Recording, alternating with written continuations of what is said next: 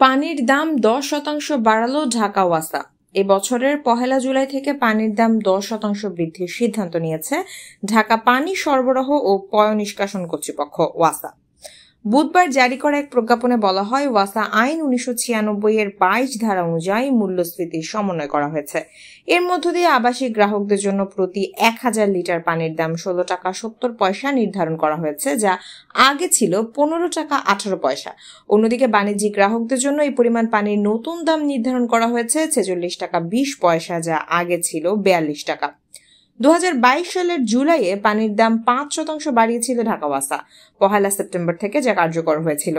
পানি সরবরাহ ও পয়ঃনিষ্কাশন কর্তৃপক্ষ আইন 1996 এর 22 নং ধারায় বলা আছে, কর্তৃপক্ষ কর্তৃক প্রদত্ত সেবার জন্য আরোপিত অভিকর বা চার্জ প্রত্যেক বছরে একবার করে সংশোধন করা যাবে। 2017 সালে ঢাকা ওয়াসা আবাসিক পর্যায়ে পানির দাম 10 টাকা থেকে 5% বাড়িয়ে 10.5 টাকা এবং বাণিজ্যিক সংযোগে 32 টাকা থেকে বাড়িয়ে 33.6 টাকা করে।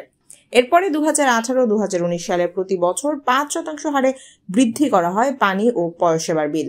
পরবর্তীতে 2020 সালের 1 এপ্রিল থেকে গ্রাহক পর্যায়ে আবাসিক সংযোগে 11.57 টাকা থেকে 25% বাড়িয়ে 14.46 টাকা এবং বাণিজ্যিক সংযোগে 37.4 টাকা থেকে 8% বাড়িয়ে 40 টাকা করা হয়।